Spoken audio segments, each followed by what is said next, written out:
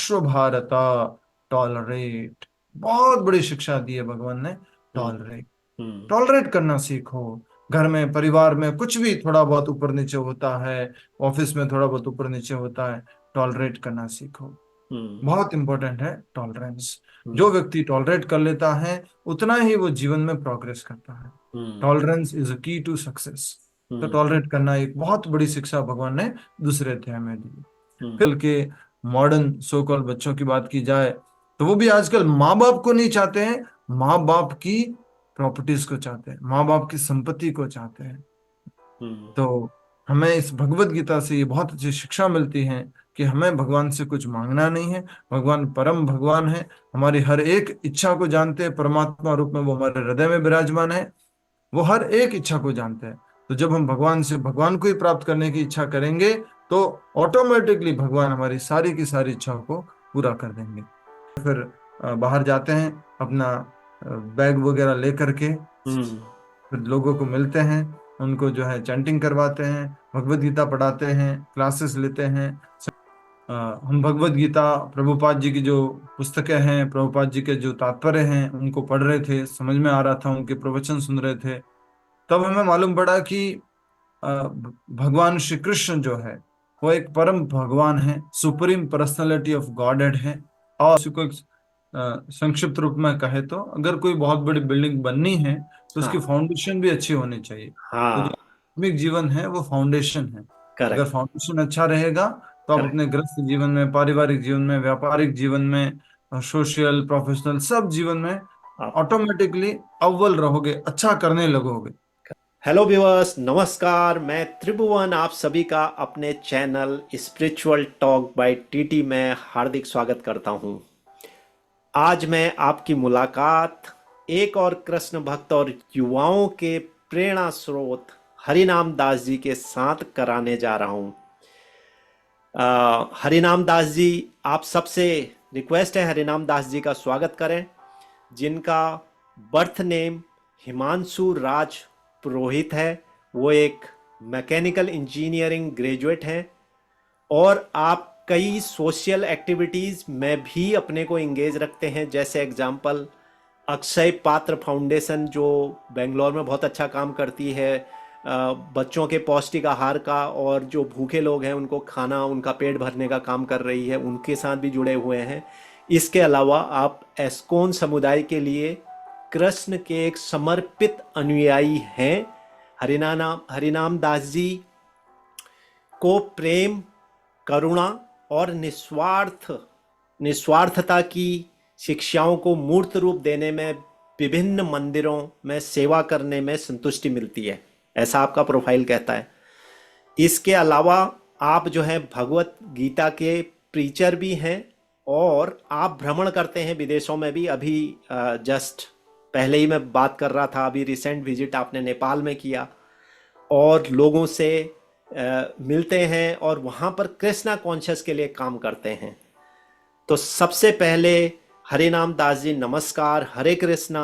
आपका हार्दिक स्वागत है spiritual talk bye TT channel पर। बहुत बहुत धन्यवाद त्रिभुवन जी। मेरा सौभाग्य है कि आज मैं आपके चैनल पर हूँ, और कुछ कृष्ण चर्चा करने का सौभाग्य प्राप्त होगा, और कुछ प्रभुपाद जी की शिक्षाओं को आपके व्यूअर्स तक पहुंचाने का प्रयास रहेगा। Hare Krishna. Hare Krishna. It will be great. तो मैं स्ट्रेट वे आपसे पहला क्वेश्चन जानना चाहूँगा कि आप थोड़ा सा अपने प्रारंभिक जीवन, बचपन, परिवार, शिक्षा, ये सब के बारे में बताएं, ताकि जो भक्त इस रास्ते में जाना चाहते हैं तो उनके लिए एक मार्गदर्शक का काम करता है। बहुत अच्छा। तो ये जो शरीर है, इस शरीर का जन्म जो है वो राजस्थान का है। राजस्थान में आप सबने सुना होगा माउंट आबू, और उसी के पास में आबू रोड है। तो है। राजस्थान के जो गांव है, वहां पर एक गांव है जिसका नाम था नांदरवाड़ा। वहां से ये शरीर जो है बिलोंग करता है, वहां पर ये जन्म लिया। और एक ब्राह्मण परिवार में जन्म होने के कारण बचपन से ही संस्कार और पूजा, मंदिर जाना, जो हमारे गुरुजन होते हैं, बड़े ऋषिगण होते हैं, मुनिगण होते हैं, उनका सम्मान, उनकी सेवा, ये सब सीखने का मौका मिला। माता पिता दोनों ही भक्ति में थे, तो हमें भी बचपन से ही संस्कार मिले, और वही संस्कार आज तक हमें मदद कर रहे हैं। और हमारे स्कूलिंग वगैरह भी उसी क्षेत्र से हुई, आबू रोड। हम्म। और आगे जाके हमने अपना जो इंजीनियरिंग है वो हमने जयपुर से किया। अच्छा। ओके। जी। ओके। तो कहने का मतलब है, मैं ये अगर समझ पा रहा हूं तो आपको इस मार्ग में चलने में ज्यादा दिक्कत नहीं हुई, क्योंकि माता पिता, घर का परिवार वो फेवरेबल था। आपने जब ये डिसीजन लिया तो इसमें आपको बहुत ज्यादा चुन चैलेंज के सामना नहीं करना पड़ा, क्योंकि इसको इस तरह से कहेंगे कि मुझे प्रैक्टिस करने में ज़्यादा चैलेंज नहीं करना पड़ा अपने लिए, अपनी जो स्पिरिचुअल लाइफ है उसमें इन्वॉल्व होने के लिए, आध्यात्मिक जीवन में मुझे ढलने के लिए अधिक मेहनत नहीं करनी पड़ी, अधिक कष्ट नहीं उठाना पड़ा, क्योंकि बचपन से ही सारे संस्कार मिले हुए थे। लेकिन जब परिवार को ये बोलना था कि मैं अब जो है पूर्ण रूप से इस्कॉन में रहूंगा, समर्पण कर रहा हूँ, तो वो थोड़ा सा एक डिफिकल्ट समय था, कठिन समय था। और भले परिवार वाले आध्यात्मिक थे, पूजा वगैरह करते थे, लेकिन कभी भी इस बात को नहीं स्वीकार करेंगे कि हमारा बेटा जो है वो कहीं और रहे, और खास करके हमारे से दूर रहें, और एक सन्यासी, एक साधु के वेश में रहे। इस प्रकार वो जब उन्होंने सुना था तो वो इस बात की सहमति नहीं दे रहे थे, और उनको बहुत कठिनाई हुई थी। और उस समय हमें भी बहुत कठिनाई हुई थी, जब एक तरफ से इमोशन आ रहे थे तो दूसरी तरफ से भी रेसिप्रोकेशन हो रहा था। यस, मेरे लिए पर्सनली प्रैक्टिस करना थोड़ा सा इजी था, बट जब परिवार को कन्विंस बताना करना। था, परिवार को कन्विंस करना था इस बात के लिए, तो वो डिफिकल्ट था। बिल्कुल। तो मैंने एक क्वेश्चन इस पर रखा था, बट आपने स्वतः ही उसका जवाब भी दे दिया इसके साथ में ही, बहुत अच्छी बात है। तो ये आपके साथ ही प्रॉब्लम नहीं है। मैं जितने भी और कृष्ण भक्तों के साथ जुड़ा, जो लोग खासकर जो आपके परिवार से दूर जाके और या जो है मतलब ब्रह्मचर्य जीवन के लिए अटेम्प्ट करते हैं, वहाँ लोगों को थोड़ा चैलेंज है। बाकी जो हाँ मेरे ख्याल से गृहस्थ में रह करके करते हैं तो उनके लिए शायद इतना चैलेंज नहीं है, जितना जी। कि एक मंक और एक हमेशा वो कहते थे जो करना है घर पे रह के कर लो, अभ्यास कर हाँ। लो, दूर जाने की जरूरत क्या है। और किसी चीज के लिए मना नहीं है, यस। पर जब बात आती थी कि नहीं तुम अलग रहोगे, किसी आश्रम में रहोगे, मंदिर में रहोगे, तो वो थोड़ा उनको स्वीकार्य नहीं होता है। हम्म। तो अभी एक इस बात को कितना टाइम हो गया है, मतलब अब आप अब जो है फैमिली एडजस्ट है, परिवार, माता पिता एटलीस्ट पूरी अब तरह आप। से एडजस्ट है, पूरा सपोर्ट है, और हमेशा साथ में रहते हैं, बातें होती रहती है, सेवा करने का मौका मिलता है तो सेवा करने के लिए जाते हैं। अभी कुछ ही समय पहले माता जी की तबीयत खराब थी, तो हमें एक सेवा करने का मौका मिला, हम उनकी सेवा करने के लिए वहाँ गए। हाँ। तो एक बड़ा सौभाग्य रहा। तो अभी पूरा साथ में है, और किसी भी प्रकार का अब मनमुटाव नहीं है और नाराजगी नहीं है, सब साथ में ही है। बहुत अच्छा। वो तो कृष्ण की कृपा है, जो ये सब मौका देते हैं। सबको तो मौका भी कहाँ मिलता है। तो अच्छी बात है कि सारे लोग अभी इस चीज़ के लिए कन्विंस हैं। तो मैं अगला प्रश्न थोड़ा और प्रैक्टिकल की तरफ जाता हूँ, क्योंकि आप यंग हैं, अभी भी यंग हैं, और इंजीनियरिंग करा तो साथ के लोग होंगे, तो कभी जो है मतलब इंजीनियरिंग का बैकग्राउंड, मैकेनिकल इंजीनियरिंग करने के बाद आपका एक भौतिकतावादी लाइफ में एक अच्छा कैरियर बनता, साथ में आप उन्नति करते, पैसा कमाते, और शायद मे भी विदेशों में वैसे ही सेटल होते। तो बहुत सारी चीज़ें थी जो मतलब मटेरियल लाइफ की तरफ एक आकर्षण होता है, वो कभी नहीं हुआ या क्या? मतलब कैसे मतलब अपने आप को फिर आपने स्पिरिचुअलिटी की तरफ जो है वो किया, टिल्ट किया? जी। तो शुरुआत हमारी इंजीनियरिंग के फर्स्ट ईयर से हुई थी। प्रथम वर्ष में ही हम जो है इस्कॉन के हरे कृष्णा के कृष्ण भावनामृत के भक्तों से मिले थे। वो हमारे कॉलेज वगैरह में आए थे, वहाँ पर उन्होंने प्रचार के लिए कोशिश की थी, और उन्होंने एक कार्यक्रम के लिए बुलाया था। हम्म। वहाँ से हमने शुरुआत की, और धीरे धीरे धीरे धीरे, ऐसा नहीं हुआ कि एकदम से हमने सोचा कि हम जो है अपना पूरा जीवन जो है समर्पण कर देंगे कृष्ण हम्म। भक्ति में, कृष्ण सेवा प्रचार में। ये हम्म। तो धीरे धीरे, पहले वर्ष, दूसरे वर्ष, तीसरे वर्ष, चौथे वर्ष, चौथे वर्ष में आते आते हमने फिर पूरी तरह से निश्चय किया, डिसाइड किया कि अब हम जो है इस कृष्ण भावनामृत को अपने जीवन से पूरी तरह से जोड़ देंगे, और अपना जीवन जो है इसी के प्रचार में लगा लेंगे। तो एक समय के साथ हुआ, ग्रेजुअली हुआ, धीरे धीरे हुआ। और इसमें श्रीला प्रभुपाद जी, जो इसको उनके फाउंडर आचार्य हैं, हम्म। उनकी जो पुस्तकें हैं, उनका हम्म। सबसे बड़ा रोल रहा। वही पुस्तक जो आपके पीछे पड़ी हुई है, भगवत हाँ। गीता, मैं हाँ, देख एज पा इट रहा हूँ। Is correct. यस, तो वो सब जो पुस्तक हैं, हाँ। वो यथारूप में है, एज इट इज है। और हम एक आरएसएस बैकग्राउंड से थे, राष्ट्रीय स्वयंसेवक संघ। तो अच्छा। डिसिप्लिन वगैरह ये सब हमें अच्छा लगता था। बट कहीं ना कहीं यही लगता था कि देश सेवा ही सबसे सर्वोपरि है। बट जब भगवत गीता पढ़ी, भागवतम पढ़ी, थोड़ा प्रभुपाद जी के प्रवचन सुने, जो कि उनके रिकॉर्डेड आज भी अवेलेबल हैं 1966 टू 1977 तक के, जब वो सुने तो हमें लगा कि यस, इन सबसे भी सर्वोपरि भगवान की सेवा है। और लोगों को आत्मा के स्तर पर मदद करना वो सबसे बड़ी सेवा है। करेक्ट। करेक्ट। तो जी। अ, आपका जो सर्कल है, जैसे आपके दोस्त हैं, फ्रेंड हैं, और एनीवे रिश्तेदार, तो उनका थोड़ा सा डिफरेंट रूटीन वो रहता है। हाँ। देखने का तरीका थोड़ा अलग रहता है, बट जो आपके दोस्त हैं और आपके क्लोज कुछ फ्रेंड होंगे, तो ये लोग आपके, मतलब how how is the prospect to see you as a monk or as a Krishna conscious devotee? Actual में शुरुआत में ना मजाक उड़ाते थे, हाँ। जोक करते थे, अरे तू तो बस हरे कृष्ण में चला जाएगा, बाबा बन जाएगा। कॉलेज में भी मजाक उड़ाते थे, बाबा आ गया देखो। हाँ। हाँ। हाँ। जैसे करके बहुत जोकिंग करते थे। हाँ। लेकिन जब उन्होंने देखा कि ये कुछ समय बाद ये तो एक बहुत मैच्योर डिसीजन है, सोच समझ करके डिसीजन लिया गया है।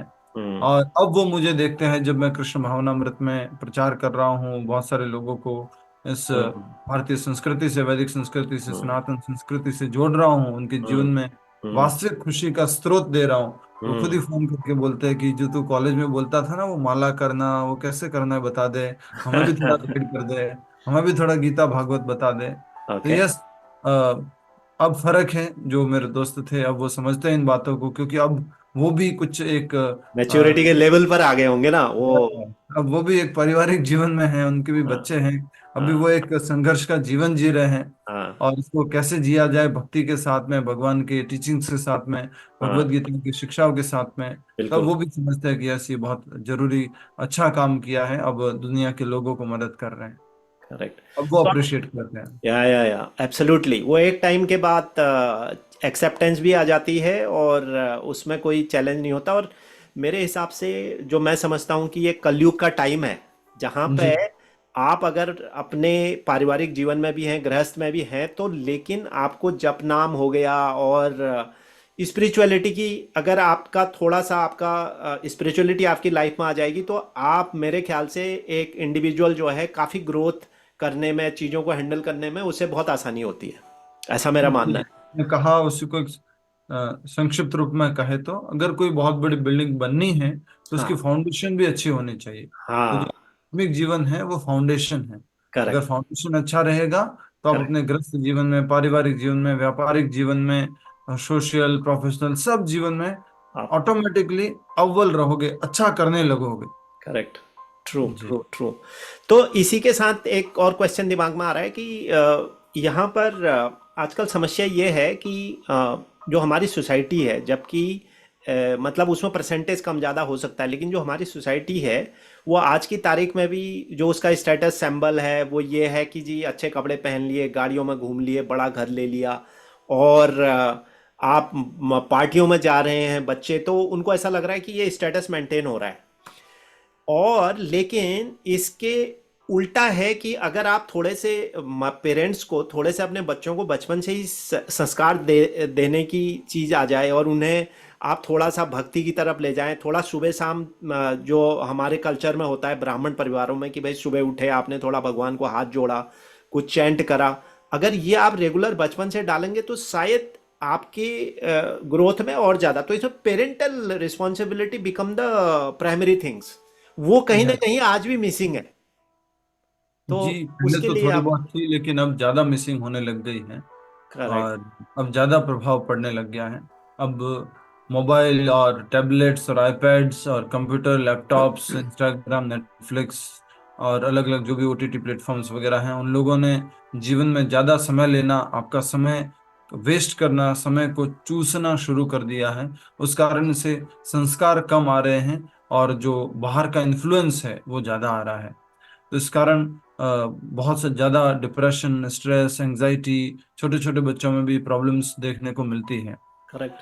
तो हम सब जो पेरेंट्स हैं अभी, उनका एक ड्यूटी है, उनकी एक ये कर्तव्य है उनका कि वो अभी खुद भी समझें सबसे पहले तो हम यही कहेंगे कि पेरेंट्स भी, अभी वाले पेरेंट्स अच्छे से समझे। वो जब समझेंगे तो वो कुछ बच्चों को समझा पाएंगे। आगे समझा पाएंगे, करेक्ट। जी जी। तो हमने क्योंकि एक उदाहरण के रूप में एक वीडियो में कहा था कि अ, एक वीडियो देखा था हमने जिसमें लाइव वीडियो दिखाया था, एक सीसीटीवी कैमरा लगा हुआ था और फिर बताया गया था कि पेरेंट्स मोबाइल यूज कर रहे हैं, फिर बच्चे को भी इच्छा होती है, बच्चा भी मोबाइल देखता रहता है, उसमें उनका टाइम चला जाता है। जब पेरेंट्स नहीं है तब भी बच्चा मोबाइल देखता रहता है, धीरे धीरे उसका आदी हो जाता है। फिर उसका एक काउंट्रैक्ट में एक वीडियो दिखाया था। उसमें यह था कि जब भी बच्चा देख रहा है पेरेंट्स को, तो पेरेंट्स हमेशा कुछ न कुछ पुस्तक पढ़ रहे हैं, मोबाइल को टच नहीं कर रहे हैं, मोबाइल को साइड में रख देते हैं। कुछ भोजन वगैरह ले रहे हैं तो हाथ जोड़ करके थैंक यू बोलते हैं, हम्म प्रार्थना करते हम्म हैं भगवान से। हम्म ऐसे करते करते वो बच्चे को इमिटेशन, द जो चिल्ड्रन होते हैं वो बहुत ग्रेटेस्ट इमिटेटर होते हैं। हम्म अगर वो अनुकरण जल्दी करते हैं, तो हम्म छोटे बच्चों में अनुकरण की आदत होती है। अब कर जो पेरेंट्स चले गए उसके बाद भी वो बच्चा क्या करता है, उसके बाद वो मोबाइल नहीं देखता या कुछ ऐसे गेम्स वगैरह आईपैड वगैरह में नहीं, वो भी कुछ किताब लेके ऐसे ही कुछ करने की कोशिश करता है। उसको कलर भर रहा है, उसको लिख रहा है। इस तरह से वो उसको अच्छी आदत में मदद मिलती है, नकल करके, जो पेरेंट्स जो है वो फॉलो कर रहे होते हैं तो। Correct correct correct. तो कहने का मतलब है कि पेरेंट्स को पहले लीड करना पड़ेगा खुद ही। आपको एक रोल मॉडल बोलते हैं ना, कि पेरेंट्स रोल मॉडल होते हैं। पेरेंट्स के रोल मॉडल बनना पड़ेगा कि बनना भगवत पड़ेगा। गीता में। हाँ, क्योंकि भगवत गीता में भगवान कहते हैं कि माता पिता, गुरु, नेता, ये सब नेचुरल नेता है। Correct. Naturally, they are leaders in the life of हाँ uh, हाँ। their kids because they are father and mother. तो करेक्ट। भगवद गीता में कहा जाता है, यद यद आचरति श्रेष्ठ तद तद एवे तरो जनः। जिस हाँ। तरह से श्रेष्ठ लोग पालन करते हैं, वैसे के वैसे जो उनको फॉलो करने वाले लोग हैं, उनके अनुयायी हैं, वो उसी चीज को कॉपी कर लेते हैं। करेक्ट करेक्ट तो ये करेक्ट नेचुरल लीडर्स है पेरेंट्स, माता पिता। कभी करेक्ट। ऐसा नहीं होना चाहिए पापा का सो रहे हैं 7 बजे तक और बेटे को बोल रहे बेटा देखना पड़ोस के अंकल जल्दी उठ गए, तू थोड़ा जल्दी उठ जाया कर। खुद को ही रोल मॉडल बनना पड़ेगा, खुद खुद को ही हाँ। एग्जाम्पल सेट करना पड़ेगा। Absolutely, very true very true. तो ये सारे पॉइंट मैं इसलिए उठाता हूँ क्योंकि कम से कम थोड़ा बहुत तो लोगों के दिमाग में जाता है, और मैंने प्रैक्टिकली भी देखा भी है। मैं जबकि नॉर्वे में हूँ, आईटी में काम कर रहा हूँ, लेकिन जी। स्टिल मेरे घर का माहौल है कि बच्चे डेली जो है थोड़ा बहुत भजन कीर्तन करते हैं, हमारे साथ एस्कॉन आते हैं। क्या बात है, क्या बात है। हाँ, तो अपने कल्चर से जुड़े हुए हैं, बाकी सारे काम कर रहे हैं, लेकिन उसके साथ साथ उन्हें ये समझ है कि ये चीज़ भी हमारे लिए उतनी ही इम्पोर्टेंस है। या, मैं कभी मौका मिलेगा तो अपने भेजूंगा। मेरी बेटी बैठ करके मेरे साथ, खुद जब मैं कभी कीर्तन करता हूँ तो क्या बात बेटी है, बैठ रिपो। करके गाती है। Very nice, wonderful. तो बहुत अच्छा। That's how it is. So मैं अगले प्रश्न की तरफ बढ़ता हूँ। मेरा मेरा अगला प्रश्न है कि कृष्ण भक्ति मार्ग को ही भक्ति के लिए क्यों चुना? जी। तो बीच में ये साथ में ही जुड़ा हुआ था, जो हम बात कर रहे थे उससे हाँ रिलेटेड ही था। हाँ। तो हम भगवत गीता, प्रभुपाद जी की जो पुस्तकें हैं, प्रभुपाद जी के जो तात्पर्य हैं, उनको पढ़ रहे थे, समझ में आ रहा था, उनके प्रवचन सुन रहे थे। तब हमें मालूम पड़ा कि भगवान श्री कृष्ण जो है वो एक परम भगवान है, सुप्रीम पर्सनालिटी ऑफ गॉडेड है। और उनके द्वारा जो शिक्षा दी गई है भगवत गीता में, क्योंकि एकमात्र ग्रंथ है इस दुनिया में जो स्वयं भगवान ने बोला, एकमात्र ग्रंथ है। तो हम्म वो स्वयं भगवान श्री कृष्ण की वाणी है। उसको ग्रंथ अवतार भी बोलते हैं। भगवत गीता को अधरामृत भी बोलते हैं। जैसे हम्म भगवान के चरणों से जल निकलता है उसको बोलते चरणामृत, और वो गंगा मैया है। हाँ, उसी प्रकार जो भगवान के अधरों से जो निकला, होठों से निकला, उसको बोलते हैं अधरामृत, और वो है श्रीमद् भगवत श्रीमद् गीता। भगवद गीता। जी। तो भगवत गीता पढ़ करके हमें समझ में आया, कृष्ण साफ साफ बोलते हैं, मत्तः परतरम नान्यत् किंचिद अस्ति धनंजय। हम्म 7वें अध्याय के 7वें श्लोक में कि हे अर्जुन, मेरे से परे कोई भी परम सत्य नहीं है, अर्थात मैं ही परम सत्य हूँ। भगवान हम्म कृष्ण ने भी यही बोला। फिर ब्रह्मा जी कहते हैं, ईश्वर परम कृष्ण सच्चिदानंद विग्रह। कि ईश्वर जो है, जो कंट्रोलर जो है, नियामक है, उसमें परम नियामक जो है वो हम्म भगवान श्री कृष्ण है। ब्रह्मा जी ने भी यही बोला। हम्म ब्रह्मा जी के बेटे नारद मुनि, वो भी यही बोलते हैं, यथा तरोर मूल निशिष्येन तृप्यंत स्कंद भुजोपि शाखा। कि जो एक पेड़ होता है, उसकी डालियां होती है, उसके पत्ते होते हैं, उसके फूल होते हैं, लेकिन पानी जो है जड़ में डालना चाहिए। और भगवान श्री कृष्ण जो है वो सबकी जड़ है, वो सभी कारणों के कारण है। फिर शिव जी भी इसी प्रकार से पार्वती जी को बोले, आराधना नाम सर्वेशम विष्णु आराधनाम परम। तो इस प्रकार ये सारे प्रमाणों को जब हमने अच्छे से समझा तो हमने डिसाइड किया, यस, कृष्ण भक्ति, कृष्ण के और भी जैसे अवतार हुए, राम जी हुए, हम्म। नरसिंह भगवान हुए, वराह अवतार हुए, ये सब की भक्ति ही सर्वोपरि है। और उनकी ही भक्ति से हमें बार बार जन्म मृत्यु के चक्र से मुक्ति मिलेगी। जो हम है आत्मा, सच्चिद और आनंद, उसका हम्म। हम कृष्ण भक्ति करके ही अनुभव कर सकते हैं, सच्चिदानंद का। हम्म। इसलिए हमने प्रभुपाद जी के गाइडेंस में, प्रभुपाद जी की शिक्षाओं के आधार पर, प्रभुपाद जी को गुरु स्वीकार करते हुए हमने कृष्ण भक्ति को स्वीकार किया। ऐसा कहूंगा कि मैंने स्वीकार नहीं किया, भगवान ने मुझे स्वीकार किया, भगवान ने मुझे अपनी सेवा में लगाया। मैं तो कोई क्वालिफाई था नहीं, मैं तो कुछ गुण नहीं रखता था कि मैं कृष्ण भक्ति कर पाऊं। ये तो कॉजलेस, अकारण दया होती है गुरु की और कृष्ण की, जिस कारण से इस ब्रह्मांड में कहा गया, ब्रह्मांड भ्रमिते कौन भाग्यवान जीव, गुरु कृष्ण प्रसादे पाए भक्ति लता बीज। कौन वो ब्रह्मांड में भक्ति में, पूरे ब्रह्मांड में भाग्यशाली व्यक्ति होगा जिसके हृदय के अंदर कृष्ण और गुरु की कृपा से भक्ति लता का, भक्ति रूपी पेड़ का जो सीड है, जो बीज है, वो बोया जाएगा। तो मैं भी एक भाग्यशाली व्यक्ति हूँ जिसको इस कृष्ण सेवा में, कृष्ण भक्ति में चूज किया। मेरी कोई क्वालिफिकेशन नहीं थी कि मैं लायक था कि मुझे भक्ति करनी है, मैं करूंगा, ऐसा नहीं, भगवान ने चूज किया। Correct, correct, correct, great. तो अगला इसी से जुड़ा हुआ प्रश्न है कि कृष्ण भक्ति के लिए दिनचर्या क्या रहती है आपकी? एक तो जी, चैंटिंग होती है जो यूजुअली लोग करते हैं। हाँ, मालूम है आपको बहुत सारा लगता है। नहीं, मैं तो मतलब अब कृष्ण भक्तों से ही मेरा जुड़ाव रहता है ना। बहुत जैसे आज बढ़िया, आपके साथ, फिर दूसरों के साथ, तो यही मेरा पूरा। बहुत अच्छा, बहुत अच्छा। त्रिभुवन जी, जैसा आप जानते हैं कि जब हम एक समर्पण का जीवन जीते हैं, जैसा गुरु आज्ञा देते हैं वैसा ही जीवन जीना चाहिए। उसमें फिर चॉइस नहीं रहती कि मैं इतने बजे उठूंगा, इतने बजे सोऊंगा और अपनी मर्जी से ये करूंगा वो हम्म। करूंगा। हम्म। तो प्रभुपाद जी ने नियम बनाया है कि मंदिर के अंदर जो भी भक्त लोग रहते हैं वो सुबह लगभग 4 बजे तक तो उठ ही जाए, ठीक। सूर्योदय से 1.5 घंटा 2 घंटे पहले। हम्म। और उसके बाद में स्नान आदि करके 4:30 बजे मंगला आरती होती है भगवान की, भगवान की मंगला आरती अटेंड करते हैं। उसके बाद नरसिम्हा कीर्तन होता है। उसके बाद में जो है तुलसी महारानी की पूजा होती है, होम अटेंड करते हैं। उसके बाद प्रभुपाद जी का एक कोट पढ़ते हैं और फिर मंत्र उच्चारण करते हैं, जिसमें हम कभी भगवद गीता, कभी ब्रह्म संहिता, कभी जो है शिक्षा अष्टकम, कभी जो षडगोस्वामी अष्टकम, कभी ऋषभ देव की प्रार्थना है, तो कभी ध्रुव महाराज की प्रार्थना है, कभी प्रहलाद महाराज की प्रार्थना है, कभी कुंती महारानी की प्रार्थना है। ये सब हम सुबह सुबह उच्चारण करते हैं। उसके बाद हम सब भक्त लोग जो हैं मंदिर में माला जप करते हैं, जिसको जो जो सेवा के अतिरिक्त समय है उसके हम्म। अंतर्गत वो 5:15 से 7:15 बजे तक लगभग जाप करते हैं। कोई बैठ के करता है, कोई वॉक करते हुए करता है, जैसे उनको सुविधा होती है। हम्म। और फिर 7:15 बजे बाद 7:15 जो है भगवान की दर्शना आरती होती है। तो जो पूरी तरह से मंदिर स्टेब्लिश्ड है, वहां पर 5:15 से 7:15 के बीच में भगवान का श्रृंगार होता है, अभिषेक होता है। और 7:15 बजे भगवान श्रृंगार आरती में श्रृंगार दर्शन देते हैं। तो सब भक्त लोग भगवान के दर्शन करते हैं, भगवान को अपने आंखों के माध्यम से हृदय में लेके जाते हैं। और फिर जो है प्रभुपाद जी की आरती होती है, गुरु पूजा होती है। फिर हम्म। प्रभुपाद जी की आरती अटेंड करते हैं, गुरु पूजा करते हैं। उसके बाद में हम सब लोग सामूहिक रूप से बैठ करके भजन, और उसके बाद जो है हम भागवत का श्रवण करते हैं। ओके। या तो हम प्रभुपाद जी का रिकॉर्डेड लेक्चर चलाते हैं, या सीनियर जो हमारे वैष्णव है, सीनियर प्रभु जी लोग हैं, उनका रिकॉर्डिंग जो लेक्चर का है वो सुनते हैं। या हमारे में से जो सीनियर भक्त लोग हैं उनका प्रवचन होता है, वो हम सब लोग सुनते हैं। दिन भर हम सुनाते हैं, बट सुबह सुबह हम पहले सुनते हैं। सुनते तो हैं। जब तक हम सुनेंगे नहीं तो हम सुना नहीं पाएंगे, इसलिए हम करेक्ट, पहले सुनते हैं। करेक्ट। उसके बाद सबके लिए फिर ब्रेकफास्ट प्रसादम होता है, आराम से हम प्रसाद लेते हैं। फिर जो भी अलग अलग सेवा में है, कोई मैनेजमेंट में है, कोई प्रीचिंग में है, कोई यूथ प्रीचिंग में है, कोई फैमिली प्रीचिंग में है, कोई किचन डिपार्टमेंट में है, कोई पुजारी डिपार्टमेंट में है, तो वो अपनी अपनी सेवाओं में लग जाते हैं। इस बीच में जो भी अपना दैनिक दिनचर्या का कार्य है, वो भी कर लेते हैं, कपड़े वगैरह धोने, समेटना, ये सब, और रूम का सब देखना। और इस प्रकार जो है उनका जीवन दिनचर्या चलती रहती है।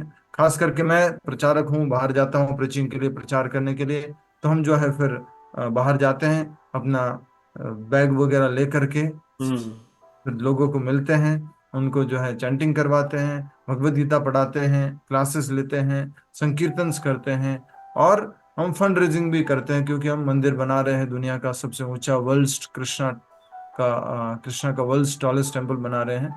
तो उसके लिए हमें फंड रेजिंग भी करना होता है, तो हम फंड रेजिंग करने भी जाते हैं। फिर ओके। शाम को आकर के आराम से मंदिर में प्रसाद पाते हैं।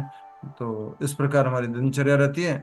और अगर लेट आते हैं तो थोड़ा सा लेट हो जाता है सोने में, अथवा 10 बजे तक भक्त लोग सो जाते हैं, 9:30 10 बजे तक। हाँ, तभी सुबह जल्दी उठ पाएंगे ना, वरना उठने में यस। दिक्कत होगी। तो जी। ये आप गुड़गांव में इस्कॉन टेम्पल में रहते हैं या? जी, यहाँ पर अपना अभी सेंटर है गुड़गांव में, हम्म। हरे कृष्णा मंदिर करके सेंटर है। ओके। और मंदिर, प्रॉपर मंदिर जो है वो भी बन रहा है, अच्छा। फाइनल स्टेजेस पे है। आपको ओके। भी आमंत्रित करेंगे, जो भी भक्त लोग बिल्कुल हैं उनको आमंत्रित करेंगे, आप लोग आइएगा उद्घाटन पे। बिल्कुल हाँ, बिल्कुल। लगभग ये अगले साल गौर पूर्णिमा के समय अर्थात मार्च में होगा। तो आप सब लोग आमंत्रित हैं। बहुत सुंदर मंदिर बन रहा है और बहुत अच्छी लोकेशन पर है, गोल्फ अच्छा। कोर्स रोड के जस्ट पास में है। अच्छा। ओके। जी। Gold cross road. ओके। और ये जो वृंदावन में आपने जो टॉलेस्ट मंदिर की बात करी, ये वृंदावन कहाँ पर बन रहा है, किस लोकेशन पर है, और कैसा है, मतलब थोड़ा इसके बारे में बता दीजिए जब आप जी बात कर रहे हैं, चर्चा जी, कर रहे ये हैं। तो हम जो पुराना हाईवे है, हम्म। NH2, वहां से जब हम वृंदावन में लेफ्ट लेके प्रवेश करते हैं, ठीक। तो राइट हैंड साइड में वैष्णो माता का मंदिर आता है। फिर थोड़ा और आगे जाते हैं तो एक लोटस टेम्पल आता है, जो कि देवकी नंदन ठाकुर जी के द्वारा हाँ स्थापित है। हाँ हाँ हाँ, करेक्ट करेक्ट। उसके बाद में हम थोड़ा और आगे जाते हैं तो लेफ्ट हैंड साइड में, अभी तक लेफ्ट साइड में कोई मंदिर नहीं था, बड़ा मंदिर। तो हाँ। सबसे पहला लेफ्ट हैंड साइड में जो मंदिर आता है वो अपना ही मंदिर है, इस्कॉन बैंगलोर ग्रुप का अच्छा। वृंदावन चंद्रोदय मंदिर, जो कि अच्छा। अपकमिंग वर्ल्ड टॉलेस्ट टेम्पल है। ऑलरेडी उसका फर्स्ट फेज का निर्माण हो चुका है।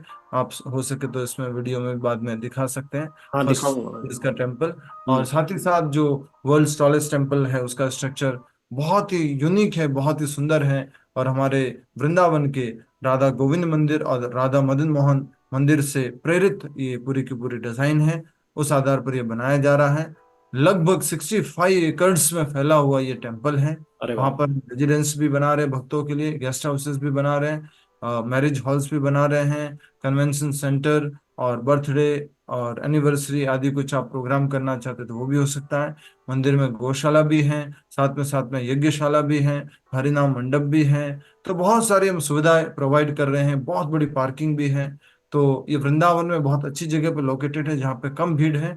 और जो एक बैरिकेड आता है जहाँ से आगे गाड़ियां जाने को नहीं देते हैं, उससे हम्म। पहले ही ये मंदिर है। तो लोगों को बहुत सुविधाजनक है, बहुत आसानी से लोग वहां पर आते हैं और अच्छे से अपना दिन भगवान के साथ में गुजारते हैं, गौ माता के साथ में गुजारते हैं, और प्रसादम अच्छे से पाते हैं। ओके। ओके। तो मैं ज़रूर आऊँगा वहाँ, ज़रूर जाऊँगा। तो मैं व्यूअर्स को बताना चाहता हूँ कि जस्ट इसके बाद मैं वो वीडियो का क्लिप लगा रहा हूँ, आप इसको इसको देखें, उसके बारे में समझें। और नीचे जो है, ये भी मेरी एक आप सबसे अनुरोध है कि जो भी थोड़ा मोटा आप कंट्रीब्यूट करना चाहें तो आप भी इसके भागीदार बने। तो पहले आप जी। ये क्लिप देखें और उसके बाद आप को वो नंबर सारे रिफ्लेक्ट होंगे, तो आप भी इसमें थोड़ा भागीदारी करें। In Vrindavan, the holy land of Lord Krishna, a magnificent temple is rising to new heights. Vrindavan Chandrodaya Mandir, the tallest upcoming temple, soaring to a height of 700 feet, will include shikhars, grand temple halls, Annadan Hall, and Krishna Leela theme park. The Vrindavan Chandrodaya Mandir will strive to disseminate the philosophical message of the Bhagavad Gita and Srimad Bhagavatam. Vrindavan Chandrodaya Mandir will be a vibrant center bustling with spiritual, cultural, and charitable activities. Millions of people will visit this temple and participate in our enlightening programs. This will fill their hearts with joy and create a beautiful world. I'm extremely happy to be here in Vrindavan Chandrodaya Mandir, and it's wonderful to see the temple is getting ready.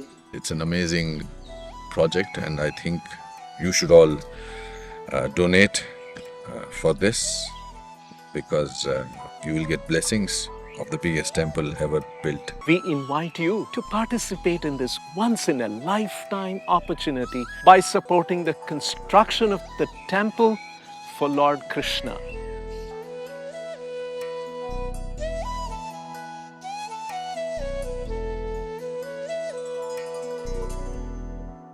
तो मैं शुभम जी, बढ़ता। आपने कहा है तो मैं just इसको help कर देता हूँ, आपको सरल कर लेता हूँ व्यूअर्स के लिए भी।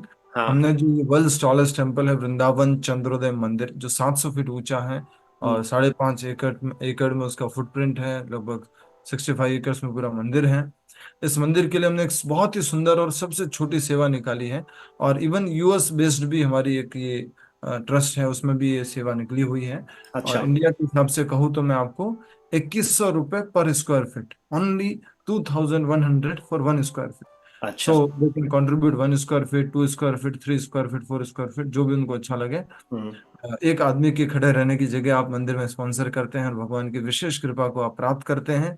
बिल्कुल। और बहुत अच्छी सेवा है। तो आपने सेवा की बात कही, तो क्या हाँ। ऑप्शन है, बहुत इजी वे में आप कर सकते हैं। आपके करेक्ट। नाम से 1 स्क्वायर फीट, बच्चों के नाम से, परिवार में और भी सदस्यों के नाम से आप आराम से सेवा कर सकते हैं। बिल्कुल और उसकी बिल्कुल। डिटेल्स आप यहाँ पे डिस्प्ले कर ही रहे होंगे। हाँ, डिस्प्ले करूंगा, और डिस्प्ले कर रहा हूँ, और साथ में जो है मेरा इस्कॉन के जो अब यहाँ प्रोग्राम है ना, वहाँ पर भी मैं अनाउंस कराता हूँ इसका। सनातनी दीदी से रिक्वेस्ट करूंगा, तो वहाँ पर भी पूरे कृष्णा कम्युनिटी के लोग ही आते हैं, तो उनसे भी मैं रिक्वेस्ट करता हूँ, तो वो वीडियो भी मैं अगर होगा तो उसको वहाँ पर चलवाने अवश्य की कोशिश अवश्य। करूंगा।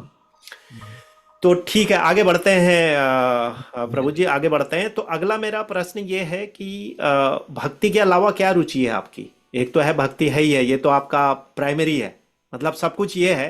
बट इसके अलावा भी कुछ होता है ना, कि इंसान की जिंदगी के अपने कुछ पैशंस होते हैं, कुछ रुचियां तो होती हैं। हाँ, रुचियां तो थी और अभी भी हैं, लेकिन अब वो ना कृष्ण से जुड़ गई है। हम्म। तब इंडिपेंडेंट कोई भक्ति के अलावा रुचि नहीं रही है।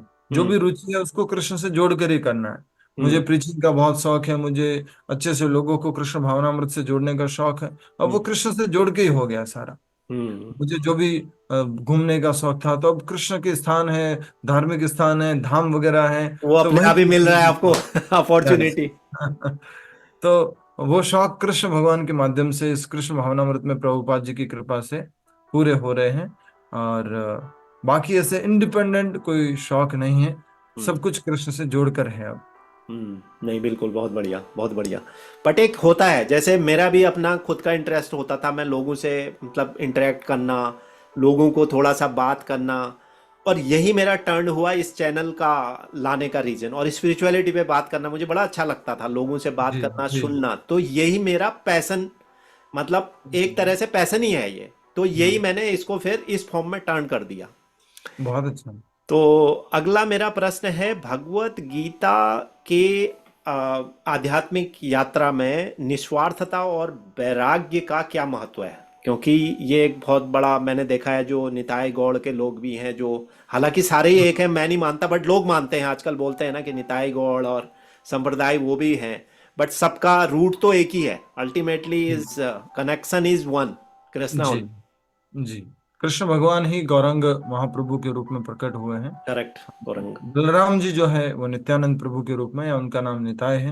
हम्म। और चैतन्य महाप्रभु, गौर प्रभु, गौरांग प्रभु, वो सब भगवान श्री कृष्ण के ही नाम हैं। अवतार, हाँ, करेक्ट। तो हम सब लोग एक ही रूट से कनेक्टेड हैं, बट समाउ उधर प्रैक्टिस के मेथड हो सकते हैं थोड़ा बहुत डिफरेंट हो। हम्म। बाकी हम सब लोग एक ही जड़ से जुड़े हुए हैं। तो हम सब लोगों को इस कृष्ण भावनामृत में भगवत गीता के अनुसार से जीवन जीने का मौका मिला है। भगवत गीता में भगवान ने साफ साफ कहा है कि हमेशा मेरा चिंतन करो मन मना, भगवत भक्तो मेरे भक्त बनो, मध्याजी मेरी पूजा करो, माम नमस्कुरु मुझे प्रणाम करो। इस प्रकार अगर तुम ये चार कार्य करोगे तो तुम अवश्य मेरे पास आओगे। तो अगर हम ये चार कार्य अपने जीवन में लेके आते हैं, और प्रभुपाद जी ने इनके ऊपर बहुत ज्यादा जोर दिया है, 16 माला जप करना और वैष्णव संगति करना, भगवान के विग्रह की सेवा करता जो डीटीज हैं हम्म। उनकी सेवा करना, हम्म। और भगवत गीता भागवत आदि का जो है श्रवण और अध्ययन करना, धामवास करना, ये सब जो प्रिंसिपल्स हैं उनके माध्यम से हम जो है भक्ति का अभ्यास करते हैं, जो भगवत गीता में बहुत अच्छे से समझाया हुआ है। साकारवाद क्या है, निराकारवाद क्या है, और भक्ति क्या है। भक्ति में भी जो एकमात्र अहेतु की भक्ति, जिसको आपने अभी भी एक बहुत अच्छा नाम दिया कि निस्वार्थ, वो कोई स्वार्थ नहीं है, हम्म। बिना स्वार्थ के, बिना कुछ इच्छा के भगवान के पास जाना, भगवान को भगवान से मांगने जाना, न हम्म। कि भगवान से किन्हीं वस्तुओं को मांगने के लिए जाना। हम्म। अगर हम ये सोच रहे हैं कि नहीं, भगवान मुझे गाड़ी दे दो, भगवान मुझे घर दे दो, भगवान मुझे अच्छा बिजनेस दे दो, तो शायद हम कहीं ना कहीं ये कहना चाह रहे हैं, आप तो ठीक है, आप तो छोटे मोटे हैं, लेकिन आपसे बड़ा थोड़ा सा व्यापार है, थोड़ा धन है, थोड़ा सा संपत्ति है, गाड़ियां है। एक तरह से हम ये इंडिकेट कर रहे हैं डायरेक्टली और इनडायरेक्टली। मे भी हम भगवान को साइड में रख करके भगवान की वस्तुओं में ज्यादा इंटरेस्टेड है। जिस प्रकार से आपने दुर्योधन और अर्जुन की कथा सुनी है, जब महाभारत का युद्ध होने वाला था, उससे पहले अर्जुन और दुर्योधन दोनों ही भगवान श्री कृष्ण के पास जाते हैं। लेकिन दुर्योधन किस में इंटरेस्टेड होता है? अपने राजपाट में। यस, दुर्योधन इंटरेस्टेड होता है। भगवान ने दो ऑप्शन दिए थे, या तो मैं रहूंगा एक तरफ, और एक तरफ जो है मेरी सेना रहेगी, नारायणी सेना, लेकिन मैं युद्ध नहीं करूंगा। तो हम्म। दुर्योधन बहुत इंटरेस्टेड था कि ये भगवान तो युद्ध करने वाले नहीं है, कृष्ण तो युद्ध करने वाले नहीं है, हाँ। इनको मैं लेके क्या करूंगा, तो हाँ। ये सब काम का नहीं है, इनकी सेना ले लेता हूं। हम्म। तो वैसे ही हम सब लोग भी भगवान को नहीं चाहते हैं, भगवान की वस्तुओं को चाहते हैं। जैसे आजकल के मॉडर्न सो कॉल्ड बच्चों की बात की जाए, तो वो भी आजकल माँ बाप को नहीं चाहते हैं, माँ बाप की प्रॉपर्टीज को चाहते हैं, माँ बाप की संपत्ति को चाहते हैं। हम्म। तो हमें इस भगवत गीता से ये बहुत अच्छी शिक्षा मिलती है कि हमें भगवान से कुछ मांगना नहीं है। भगवान परम भगवान है, हमारी हर एक इच्छा को जानते हैं, परमात्मा रूप में वो हमारे हृदय में विराजमान है, वो हर एक इच्छा को जानते हैं। तो जब हम भगवान से भगवान को ही प्राप्त करने की इच्छा करेंगे, तो ऑटोमेटिकली भगवान हमारी सारी की सारी इच्छाओं को पूरा कर देंगे। त्रिभुवन जी, एक छोटी सी कहानी आती है कि एक माता थी, वो जो है जंगल में सिर हम्म। के ऊपर गठरी, लकड़ियों की गठरी लेके जा रही थी। हम्म। अचानक समा उधर कुछ होता है, और उनकी वो गठरी सिर के ऊपर से गिर जाती है। ओके। बट उनका विश्वास था भगवान में, तो इसलिए हर समय वो कृष्ण कृष्ण कृष्ण, जब भी कुछ होता था, प्रॉब्लम होती थी, कृष्ण को याद करते थे। तो उन्होंने कृष्ण को याद किया, कृष्ण क्या हो गया, गठरी गिर गई, कृष्ण आओ मदद करो, कृष्ण आओ मदद करो, कृष्ण आओ मदद करो। कृष्ण वास्तव में वहां प्रकट हो गए, बोले माता जी क्या मदद करनी है बताइए। तो हम्म। माता जी ये नहीं कहती है कि आप मिल गए, हम्म। सब कुछ मिल गया, अब मुझे कुछ नहीं चाहिए, हम्म। आप मिल गए तो मुझे मोक्ष मिल जाएगा, मुझे मोक्ष मिल जाएगा, कुछ नहीं कह रहे। वो क्या कह रहे हैं, अच्छा कृष्ण तुम आ गए हो, ऐसा करो ना, ये गठरी जो उठा मेरे के गठरी जो है वो उठा करके मेरे सिर पर रखवा दो। हाँ। तो हम स्वार्थी लोग, कलयुग के सारे ऐसे लोग हैं। लेकिन भगवत गीता कहती है कि हमें निस्वार्थ भक्ति करनी है, निस्वार्थ भगवान की सेवा करनी है। हम तो क्या है, उस वेटर के समान भी है। कई बार बोलते हैं मुंह से वर्बली, निस्वार्थ सेवा, निस्वार्थ सेवा, लेकिन उस वेटर वाले हैं हम सब लोग, जो निस्वार्थ कैसी सेवा करते हैं। जब कोई व्यक्ति डाइनिंग टेबल पे बैठे हुए रेस्टोरेंट में, वेटर आता है, उनको हम्म। खूब अच्छे से खिलाता है। सर हम्म। ये रोटी ठंडी हो गई, थोड़ी ये वाली गर्म वाली लेके आता हूँ सर, ये वाली सब्जी लेके आता हूँ सर, पानी लाऊं सर, कोल्ड ड्रिंक लाऊं। हम्म। और हम बड़े खुश होते हैं, घर पे भी इतना अच्छे से कोई नहीं खिलाता, ये वेटर कितना अच्छा है, हम्म। बढ़िया से खिला रहा है। वो वेटर के इतना अच्छे से खिलाने के पीछे क्या कारण है हम्म। बताइए। टिप चाहिए। हाँ, तो लग रहा है बाहर से तो निस्वार्थ भाव से क्या सेवा कर रहा है भाई, बहुत अच्छी सेवा हाँ। कर रहा है ये तो। हाँ। लेकिन कहीं ना कहीं उसके पीछे इंटेंशन क्या है, टिप। हम्म। तो उसी प्रकार हम भी भगवान से जो है सेवा करते, बोल देते नहीं नहीं मैं तो भगवान से कुछ नहीं मांगता, नहीं मैं तो कुछ नहीं मांगता, बट इंटेंशन क्या है बिहाइंड एवरीथिंग, नहीं भगवान तो सब कुछ जानते हैं, तो मुझे गाड़ी भी दे देंगे, और उसके बाद घर भी दे देंगे, और उसके बाद ये भी दे देंगे। इस प्रकार से हमारा भी उस वेटर के बराबर वो टिप वाला इंटेंशन है कि भगवान सब कुछ जानते हैं तो हमें दे देंगे। हमें हम्म। निस्वार्थ, अहेतु की, और जो भगवान ने भगवत गीता में साफ साफ बताया है, अहेतु की अप्रतिहता, हम्म। अनमोटिवेटेड एंड अनकंडीशनल भक्ति करनी है हमें भगवान के प्रति, हम्म। निस्वार्थ भक्ति करनी है। हम्म। हम्म। जी, तो मैं आशा करता हूँ कुछ बता पाया इसके बारे नहीं में। नहीं, बिल्कुल बिल्कुल आपने सही बताया। इसमें सिर्फ मेरा इतना ही है कि अगर आप प्रेम भाव से भगवान से जुड़े हैं तो आपकी आवश्यकताएं तो अपने आप ही पूरी हो जाएंगी, मेरे हिसाब यस, से। भगवान अगर देखते हैं कि मेरी भक्ति में इसको अगर कुछ बाधा आ रही है, कुछ चीजें चाहिए इसको, तो भगवान प्रोवाइड करा देते हैं। हम्म। और भक्ति में अगर कुछ चीजें काम की नहीं है फिर भी मांग रहे हैं, तो भगवान शायद नहीं दे हमें। इसलिए भगवत गीता में भगवान कहते हैं, और आपने सुना होगा ये जो LIC है उसकी टैगलाइन है ये, हम्म। योग क्षेम वहाम्य हम। हम्म। हम्म। भगवान कहते हैं कि जो तुम्हारे पास नहीं है उसको तुम्हें देता हूं, और जो तुम्हारे पास है उसकी मैं रक्षा करता हूँ। हम्म। हम्म। अनन्यास चिंतयन्तो माम, ये जना पर्युपासते। हम्म। ईशाम नित्याभियुक्ता नाम योग क्षेम वहाम्य हम। हम्म। जो आपके पास है उसकी मैं रक्षा करता हूँ, जो नहीं है वो हमको मैं देता हूँ। करेक्ट। ग्रेट। तो यही थोड़ा समझना था। तो अगला मेरा प्रश्न है थोड़ा सा एक गीता से ही रिलेटेड है। एग्जाम्पल की रोजमर्रा के जीवन में अगर मैं मतलब फिलोसॉफिकल बात से थोड़ा हट के आते हैं कि भाई जो स्पिरिचुअलिटी है, भगवत गीता का ज्ञान है, वो आपके डे टू डे लाइफ में भी अगर आप किसी से बात कर रहे हैं, ऑफिस में अब मैं काम कर रहा हूँ मेरे रिलेशन मेंटेन करने के लिए, फैमिली में रिलेशन के लिए, लोगों से सोसाइटी में बात, तो हाउ दे ये जो ज्ञान है भगवत गीता का that compliment to your day to yes, day life. Yes, Bhagavad Gita को तो दुनिया के हर क्षेत्र में लोग उपयोग करते हैं। मैनेजमेंट क्षेत्र में, बिजनेस क्षेत्र में, संबंधों के क्षेत्र में।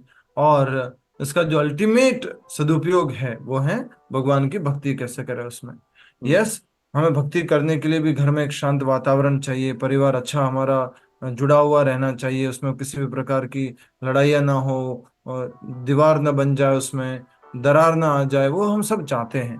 तो भगवान भी ये चाहते हैं कि ऐसा हो।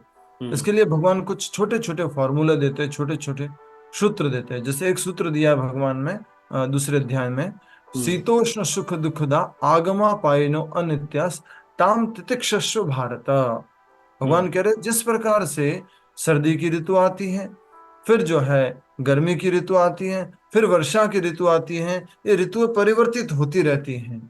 और हम्म। हम इन सब ऋतुओं को क्या करते हैं, सहन करते हैं। भले हमारी लाइक की है या लाइक की हम्म। नहीं है, फिर भी हम सहन करते हैं। हम जानते हैं कि आएगी और आएगी, हम इसको अवॉइड नहीं कर सकते। हम्म। वैसे ही भगवान कह रहे हैं कि सुख और दुख जीवन में आएगा ही आएगा। हम्म। तो क्या हम्म। करना होगा, ताम तितिक्षस्व भारत, टॉलरेट। बहुत बड़ी शिक्षा दी है भगवान ने, हम्म।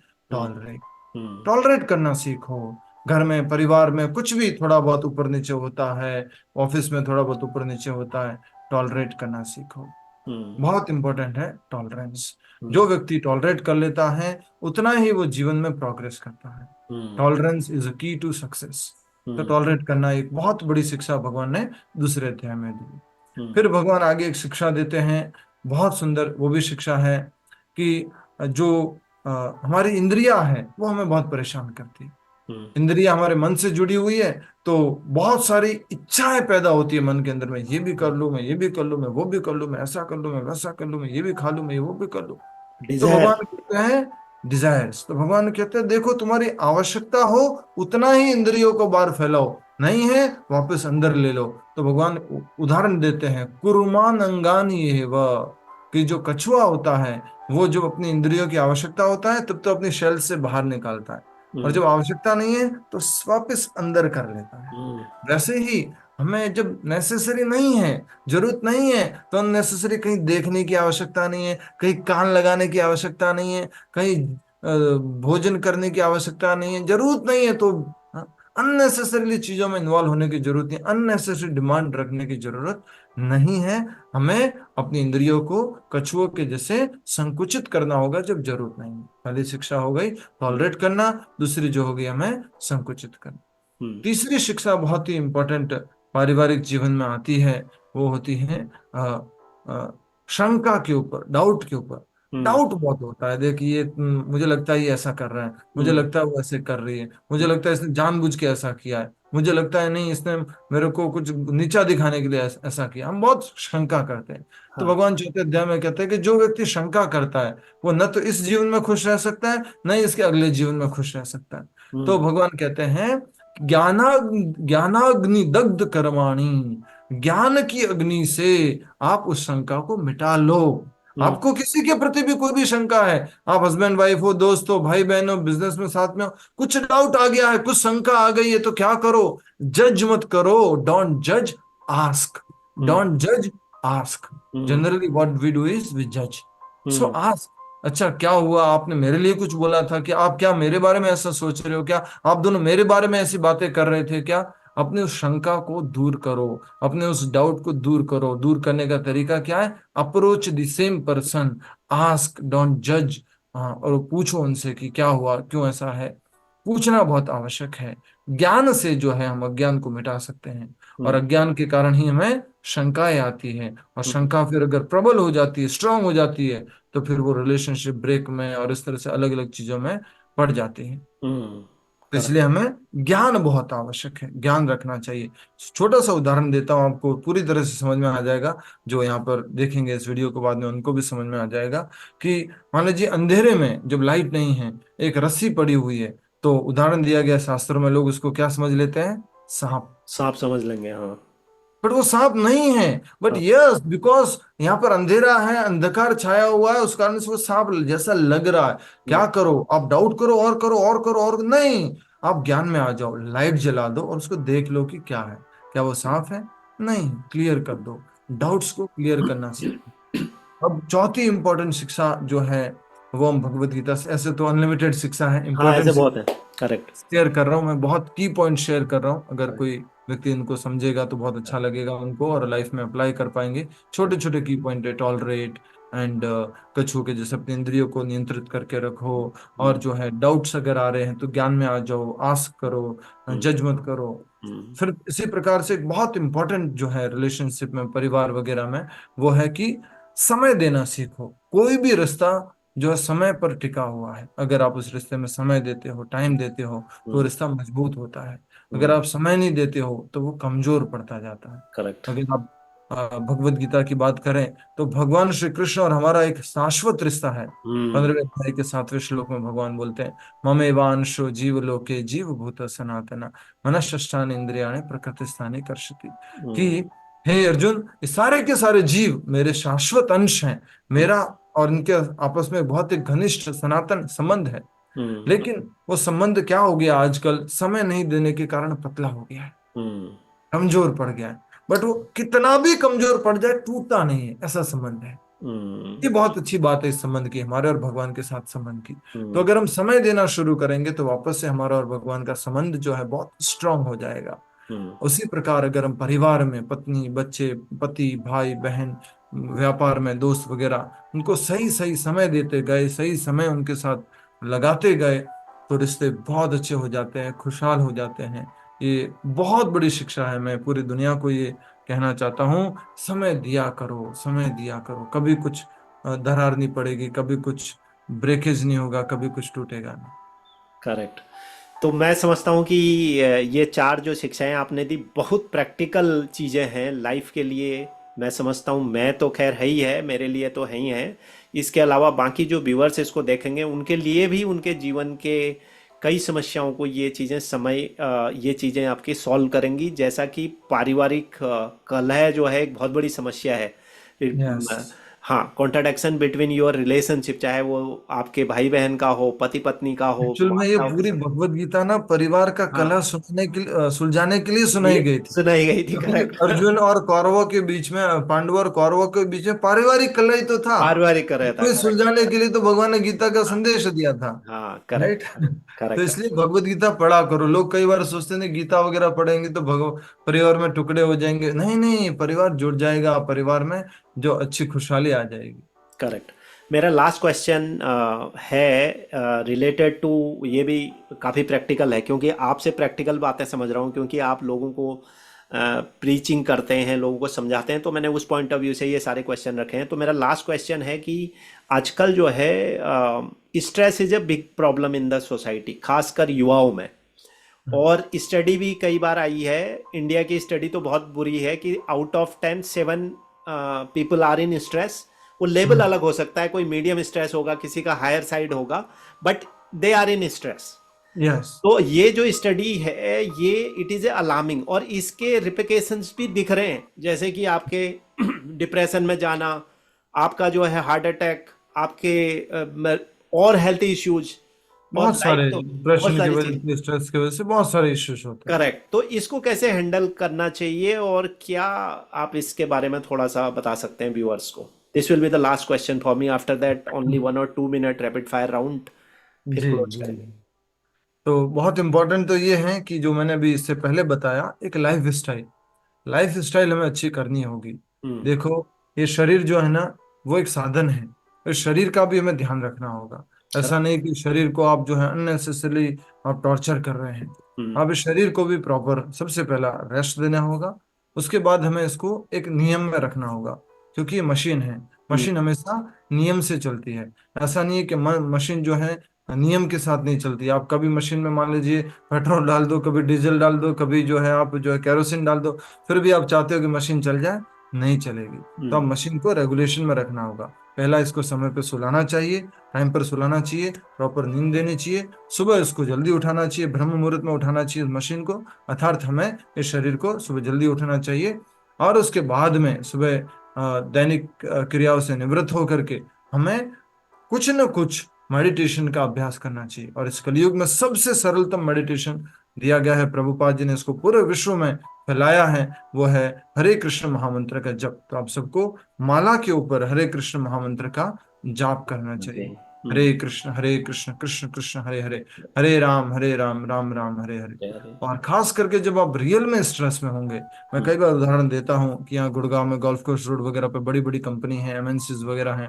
यहाँ पर सामान्य परिवारों से बच्चे आते हैं, ठीक ठीक जगह से बच्चे आते हैं, काम करते हैं, लड़कियां भी आती है, लड़के भी आते हैं, काम करना शुरू करते हैं। कभी कभी वर्क प्रेशर आ जाता है, बॉस का प्रेशर आ जाता है, स्ट्रेस में आ जाते हैं। वो पूछते हैं क्या करूं यार, आज तो बॉस बॉस ने डांट दिया है, आज समझ में नहीं आ रहा क्या करूं। तो जिससे पूछते हैं, वो 2-4 साल से उस कंपनी में है, वो क्या बोलता है, चल थोड़ा सा स्मोकिंग करते हैं, शुरू करो, एक पैक मारते हैं।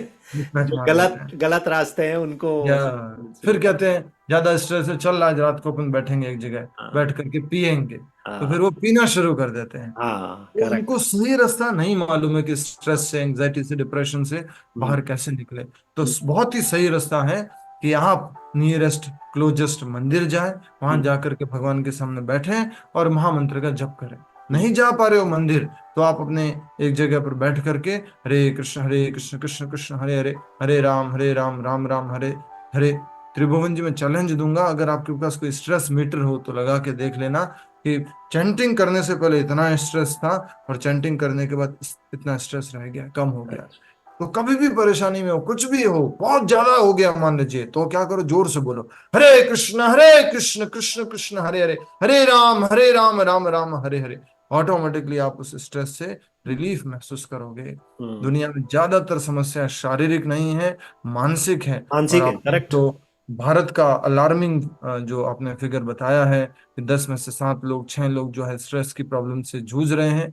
तो यस, हमारे बच्चों को हमने सिखाया नहीं है कि अगर स्ट्रेस हो, परेशानी हो, तो हमें चैंटिंग करना चाहिए, मंदिर जाना चाहिए, हमें जो है किसी एक अच्छे व्यक्ति से जो हायर कॉन्शियसनेस में है, उस व्यक्ति से सलाह लेनी चाहिए, ना कि उस लोअर कॉन्शियस वाले व्यक्ति से जो ये कहेगा मार ले, एक पैक मार ले, एक सुट्टा मार ले, एक दारू पी ले, उससे नहीं। करेक्ट। एक हायर कॉन्शियसनेस वाले व्यक्ति से हमें कंसल्ट करना चाहिए।